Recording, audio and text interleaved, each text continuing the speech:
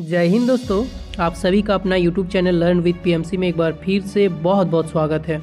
आज का थंबनेल देख के आप लोग को पता चल ही गया होगा कि आज का जो वीडियो रहने वाला है वो किस विषय पर रहने वाला है। आप लोग को पता होगा कि झारखंड में सुप्रीम कोर्ट का आज जेटेट वर्सेस सीटेट का जो केस था उसका फैसला आ चुका है। तो आज हम संक्षेप में आप लोग को पूरा कहानी समझाने का कोशिश करेंगे। आई होप आप लोग सारी कहानी को समझने का कोशिश करिएगा और जो भी इसका फैक्ट है कि आखिर सीटेट वाला को फिर एग्ज़ाम में जो बैठा है, एग्ज़ाम जो दिया है तो उसका क्या होने वाला है, और सीटेट वाला क्या इसको फिर मौका मिलेगा आगे या नहीं मिलेगा, या जो एग्ज़ाम हो चुका है उस पर इस फैसला का असर रहेगा या नहीं रहेगा, पूरा इस पे हम विस्तृत से आपको समझाने का कोशिश करेंगे। एक एक करके सारा चीज़ को समझने का कोशिश कीजिए। तो सबसे पहला देखिए क्या होता है, झारखंड में जेटेट जो एग्ज़ाम है ये अभी तक का 25 साल का ये झारखंड होने जा रहा है। अब सिर्फ 2 बार जेटेट हुआ है। सबसे पहला एक हुआ है 2012 में और एक बार जेटेट हुआ है 2016 में। एक एक करके सारा कहानी को समझने का कोशिश करिए। 2012 में जब जेटेट हुआ इसकी सीधी बहाली की गई एज ए टीचर प्राइमरी और मिडिल स्कूल में। लेकिन वही 2016 में जब आपका जेटेट कंडक्ट हुई इसके बाद एक भी बहाली नहीं हुई। इसको एक एग्ज़ाम के थ्रू फिर से बोला कि इसका बहाली किया जाएगा। ये भी कब? 2024 में। तो चलिए जो भी है 2024 में अब क्या होता है कि एग्ज़ाम के लिए नोटिस निकालता है। तो टोटल जो पोस्ट रहता है ये 26,000 एक पोस्ट के लिए यहाँ पे बहाली आती है, जो सिर्फ और सिर्फ जेटेट के लिए आती है।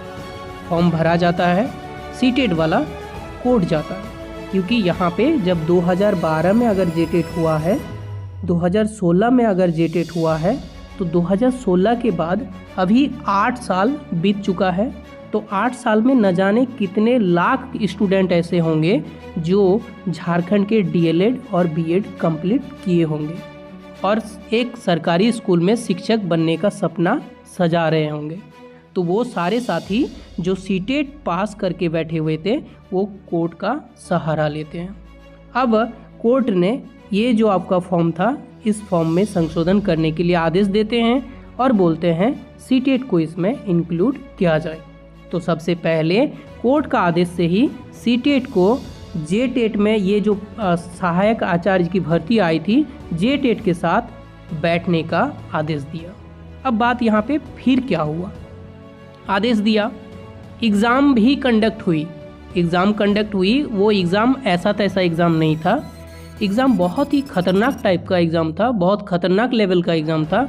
3 दिन 4 दिन एग्ज़ाम देने के लिए बच्चा को जाना पड़ा, क्योंकि 3-3 दिन 4-4 दिन एक एग्ज़ाम हुआ इसका, जैसे यूपीएससी का मेंस का एग्ज़ाम होता है उसी तरह का। तो अब एक गरीब घर का बच्चा अगर मान लीजिए सीटेट क्वालिफाई करके बैठे हुए हैं या फिर जेटेट क्वालिफाई करके बैठे हुए हैं, तो 4 दिन अगर रांची एग्ज़ाम देने के लिए जाते हैं तो मिनिमम 5,000-6,000 टका उसका खर्च होता है। तो 5-6 हज़ार खर्चा करके वो एग्ज़ाम देने जाता है। आगे सुनिए क्या होता है। अब ये जो केस है ये केस आखिर सुप्रीम कोर्ट तक पहुंच गया। तो सुप्रीम कोर्ट तक जब पहुंच गया तो सारे एकदम इसमें जो फैसला आने वाला था, ये जो एग्ज़ाम का रिज़ल्ट आने वाला था उस पे सुप्रीम कोर्ट सबसे पहले स्टे लगाता, कभी इसका रिज़ल्ट पब्लिश नहीं कर सकते। तो इसका रिज़ल्ट होल्ड रह गया। अब आज का डेट में इस जो आपका ये जो केस है इस केस का फैसला आता है और फैसला इसके पक्ष में आता है और बोलता है कि सीटेट को यहाँ पे वैलिड नहीं किया जाएगा। तो यहाँ पे ऐसे लाखों अभ्यर्थी हैं जो सीटेट करके झारखंड में टीचर बनने का सपना सजा रहे थे। क्षण भर में ये सारे साथियों का सपना चकनाचूर हो गया। तो यहाँ जेटेट में खुशियों का अभी लहर है और सीटेट को अभी बोला है कि इसमें पात्रता नहीं दिया जाएगा। मेरा कहना ये है कि देखिए आप लोग जितने भी सीटेट कैंडिडेट हैं आप लोग को हम निराश होने के लिए एकदम नहीं कहेंगे। आप लोग को निराश नहीं होना है। क्यों? क्योंकि देखिए अभी तक पूरा विस्तृत इसका जो आपका जजमेंट है वो जजमेंट कॉपी अभी तक नहीं आई है। अब जो एग्ज़ाम हो चुका है उसमें क्या इम्प्लीमेंट होता है इसके लिए अभी साफ साफ ये चीज़ नहीं मेंशन किया गया। तो वेट करिए, इसका जजमेंट आने दीजिए, क्या पता जो एग्ज़ाम हो चुका है उसमें आप लोग को अलाउ कर दिया जाए, जो आने वाला एग्ज़ाम है उसमें अलाउ नहीं किया जाए या नहीं करे। जो भी करे इसका कंप्लीट जब जजमेंट आएगा, एक ठोस आपके पास सबूत आ जाए, तभी आप इस चीज़ के बारे में ज़्यादा सोचिए। अभी इस पर ज़्यादा आप मंथन नहीं करिएगा। तो अभी हम यहाँ पे आप देखिए ऐसा क्यों हुआ कि सीटेड वाले यहाँ पे हार गए। तो इसके पीछे पहले भी ये चीज़ आप लोग को पता चल रहा होगा था कि यहाँ सीटेड वाला जो भी आपका यहाँ पे वकील या जो भी था, ये कुछ अच्छा तरीके से या अपने जो स्टेटमेंट है वो सही तरीके से नहीं रख रहे थे, पहले से ही ये कमज़ोर पाए जा रहे थे। जबकि जेटेट अपने जो पक्ष है वो बहुत स्ट्रांगली रख रहे थे। ये भी इसका एक कारण हो सकता है, क्योंकि देखिए जब सीटेड वाला भी यहाँ पे गलत कहाँ पे है, क्योंकि अब 8 साल से आपका स्टेट में अगर टेट कंडक्ट नहीं होगी और आप टीचर का बहाली करेंगे तो ये 8 साल से जो जितने भी आप स्टूडेंट यहाँ फौज जो खड़ा कर रहे हैं स्टूडेंट का, वो कहाँ जाएंगे, वो कहाँ फाइट करेंगे। ये जेटेड वाले भाई साहब का कहना है कि आप लोग सेंट्रल वाला टेट दिए तो सेंट्रल वैकेंसी में आप फाइट करिए।